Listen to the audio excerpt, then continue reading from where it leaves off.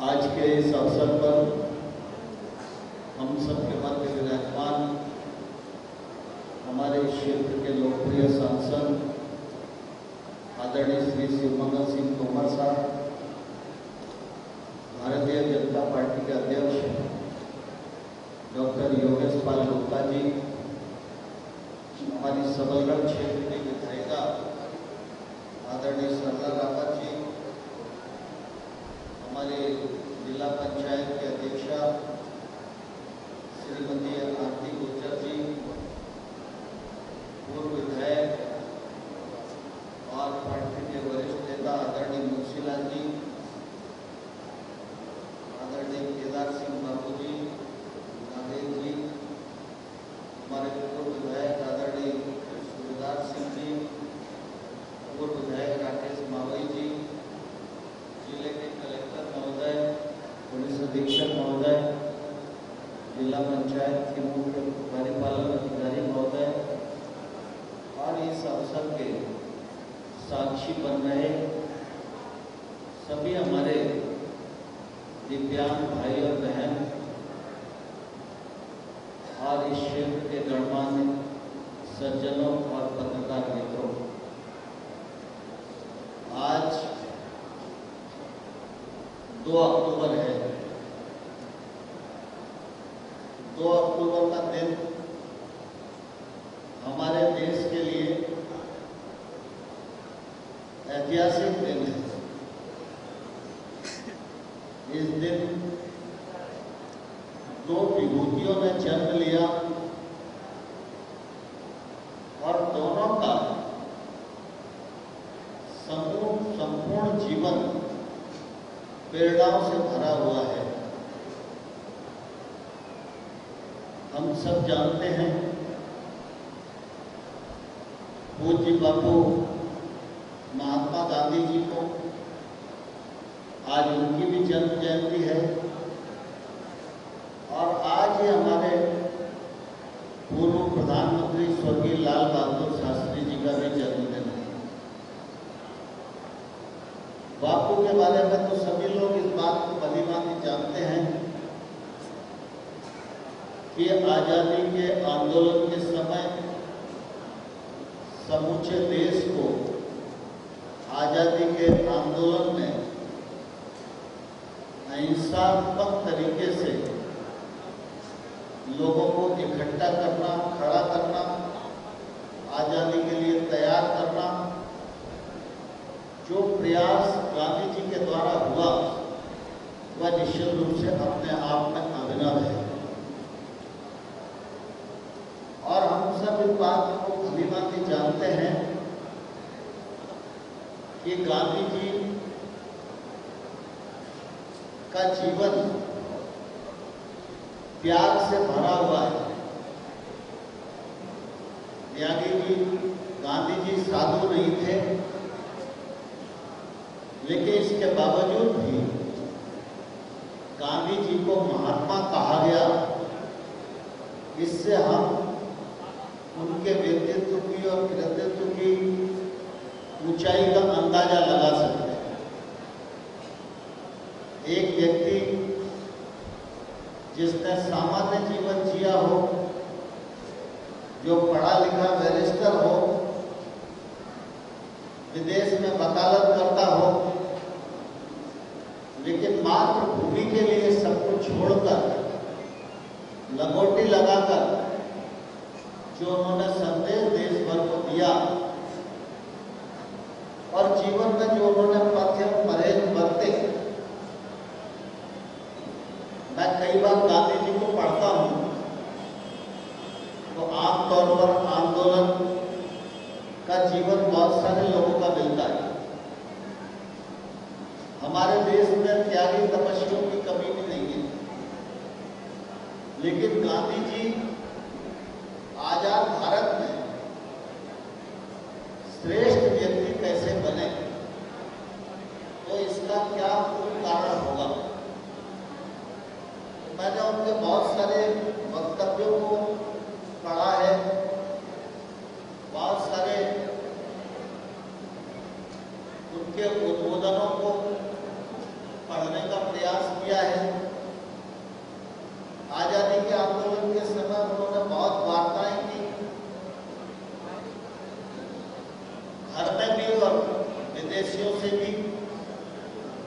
के बारे में भी मैंने काफी गहराई से अध्ययन किया है, तो मेरी मान्यता ये बनी कि गांधी जी को महात्मा इसलिए कहा गया कि गांधी जी के जीवन में बहुत झंझावत आए, लेकिन गांधी जी ने कभी असत्य का सहारा नहीं लिया।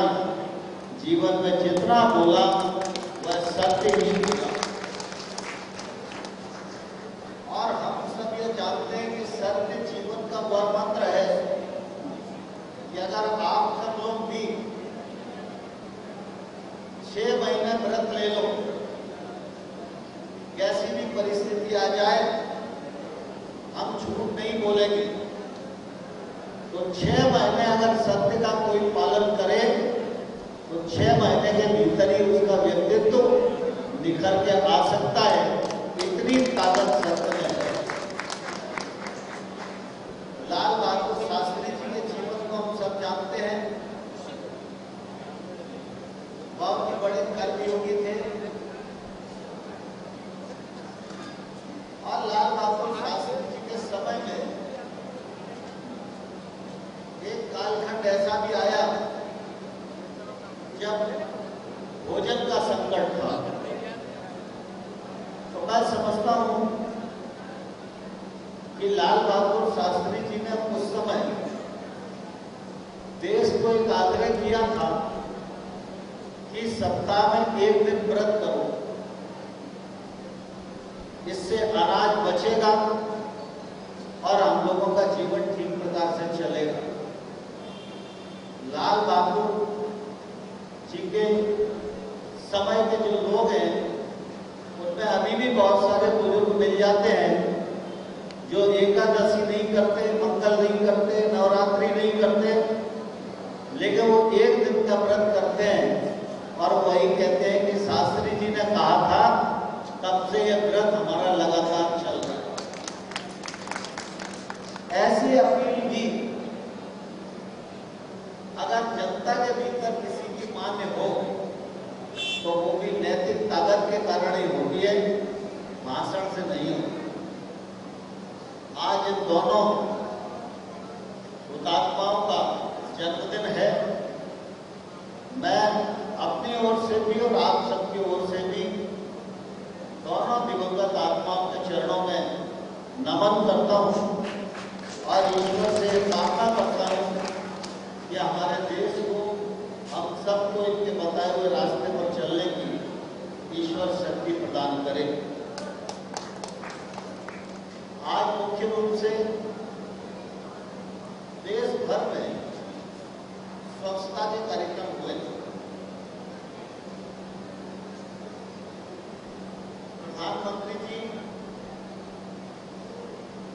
देश में आज लाइव अनेक कार्यक्रमों से जुड़े थे। मैं सुबह उनके कार्यक्रम में था और आप सबको मालूम है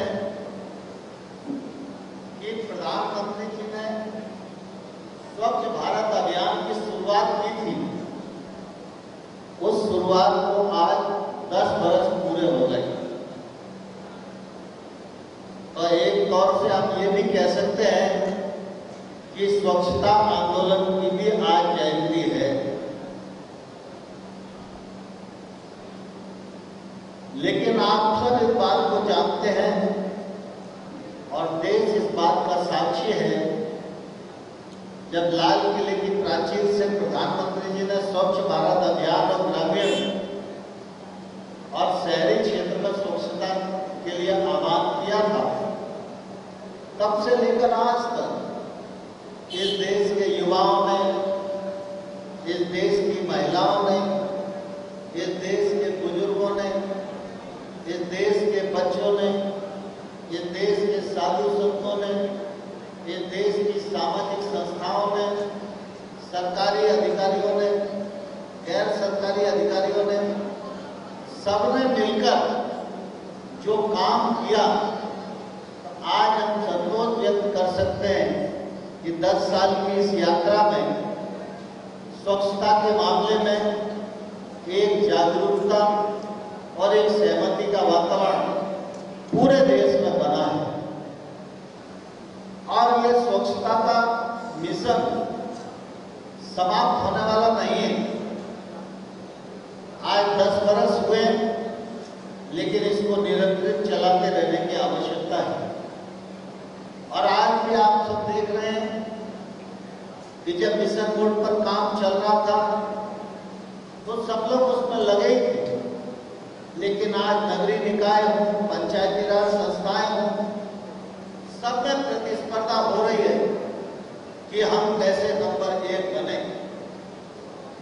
मैं इंदौर के नागरिकों का हृदय से बहुत अभिनंदन इस अवसर पर करना चाहता हूं कि स्वच्छता के मामले में इंदौर के लोगों ने मिलकर ऐसा काम किया कि इंदौर स्वच्छता में पूरे देश में अनेक वर्षों से नंबर 1 आ रहा है।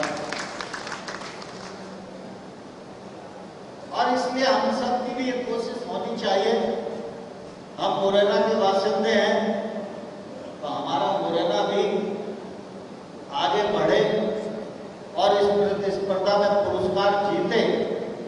ये काम सिर्फ नगरीय निकाय का, नगर निगम का नहीं है, यह प्रत्येक व्यक्ति का है। हम सब इस बात को भलीभांति जानते हैं कि ऐसा कोई व्यक्ति नहीं है जो दिन भर में गंदगी नहीं करता। और अगर मैं दिन भर गंदगी करता हूं तो साफ करने की भी जिम्मेवारी मुझे लेनी चाहिए। यह हमारा अपना दायित्व है और इस दायित्व को अगर हम संभालेंगे तो निश्चित रूप से भारत स्वच्छ होगा, स्वस्थ होगा। और जिस श्रेष्ठ भारत की कल्पना पंडित दीनदयाल उपाध्याय और डॉक्टर श्यामा प्रसाद मुखर्जी और अटल बिहारी वाजपेयी जी ने की थी, वो श्रेष्ठ भारत बनाने में निश्चित रूप से हम सब योगदान कर सकेंगे।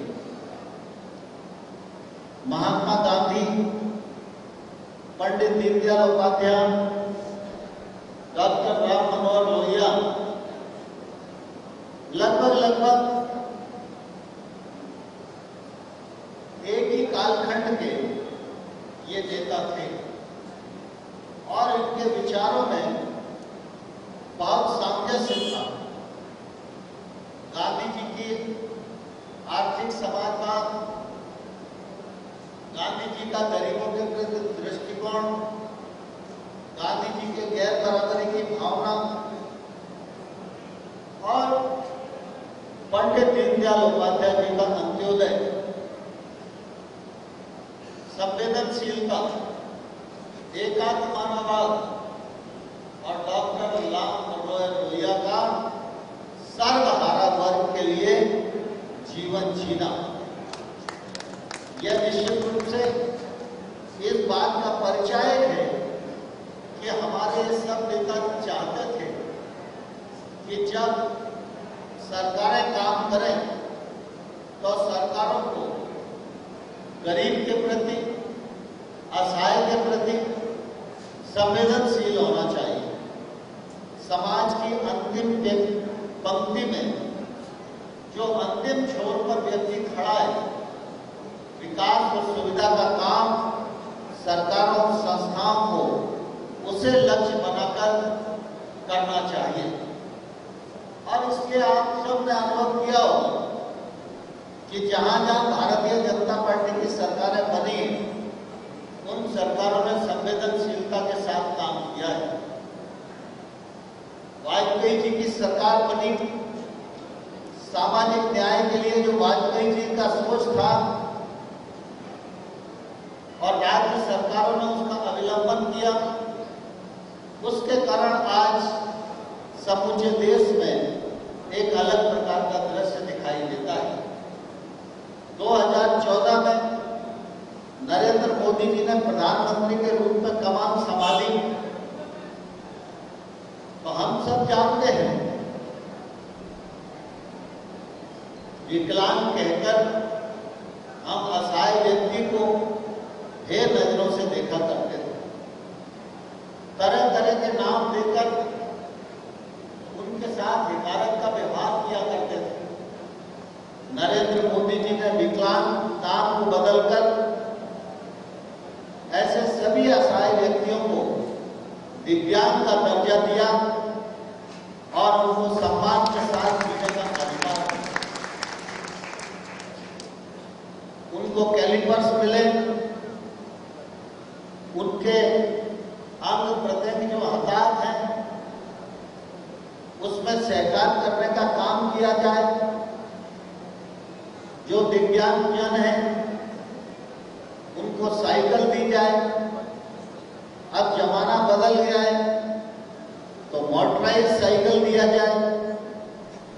यह नरेंद्र मोदी जी ने आरंभ किया। मैं पिछले दिनों जब सांसद था तो तब यह नियम था कि कुछ पैसा सरकार देगी और कुछ पैसा सांसद अपनी निधि से देंगे, तो जो लोग 80% दिव्यांग हैं उनको मोटराइज साइकिल दी जा सकेगी। मैंने उस समय पैसा दिया भी था, लेकिन नरेंद्र मोदी जी ने कहा कि दिव्यांगों को मदद करना है तो पूरी मदद भारत सरकार को ही करना चाहिए। और इसलिए ये कार्यक्रम संचालित हो रहा है पूरे देश में। हमारे मुरैना जिले में भी ऐसे 352 विकलांगों को, दिव्यांगों को ये मोटराइज साइकिल दिया जा चुका है। और आज 392 ऐसे दिव्यांग भाई हैं, 296 ऐसे दिव्यांग भाई हैं जिनको ये मोटराइज साइकिल आज दिया जा रहा है। आज सबको टोकन मिल जाएंगे, सबकी साइकिल तैयार है। यहाँ पर चूंकि जगह कम थी इसलिए इतनी बड़ी संख्या में मोटराइज साइकिल यहाँ नहीं रखी जा सकती थी। जितनी रखी जा सकी वो रखने का प्रयास किया है, लेकिन अभी सबको टोकन मिलेंगे और वो अपना टोकन से साइकिल ले जा सकते हैं और इस सुविधा का वो पूरा उपयोग कर सकते हैं। सबलगढ़ और पहाड़गढ़ ये 2 ब्लॉक हैं, ये काफी दूरी पर थे, इसलिए दिव्यांगजनों को परेशान नहीं किया गया है। उनका चयन और उनकी साइकिलें भी पूरी तरह तैयार हैं। कलेक्टर साहब ने बताया है कि सबलगढ़ में ही कैंप लगाकर उनको मोटराइज साइकिलों का वितरण 2-3 दिन के अंतर्गत किया जाएगा। हमारी बहन सरला जी उस कार्यक्रम में रहेंगी। तो ऐसे करके कुल मिला के सभी दिव्यांगजनों को ये सुविधा आज निश्चित रूप से प्रदान की जा रही है। मैं इस मौके पर सभी दिव्यांगजनों को अपनी ओर से बहुत बहुत शुभकामनाएं देता हूँ, बहुत बहुत बधाई देता हूँ। डिक्की में आइस रखने के बाद कोई दिव्यांगजन आइसक्रीम बेचने का काम करता है तो इस गाड़ी का उपयोग भी होगा और उसकी अतिरिक्त आय भी हो सकती है। एक चलती फिरती दुकान चलाने का अवसर भी इस वाहन के माध्यम से हमारे दिव्यांग भाइयों और बहनों को मिलेगा, जिससे उनके जीवन स्तर में निश्चित रूप से सुधार आएगा। आज स्वच्छता के 10 वर्ष पूरे हुए हैं। इन 10 वर्षों में जो काम हुआ है उसकी तारीफ देश में तो हो ही रही है, लेकिन मैं 10 साल तक नरेंद्र मोदी जी के साथ रहा हूं।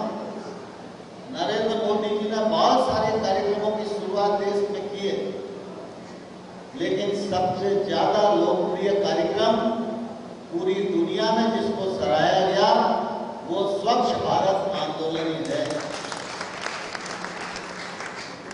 विकलांगों को ट्राईसाइकिल मिले, दिव्यांगों को शिक्षा मिले, दिव्यांगों को रोजगार मिले, दिव्यांगों को नौकरी मिले, ये तो परंपरागत स्कीमें हैं ही, लेकिन दिव्यांग भी किसी से कम नहीं है।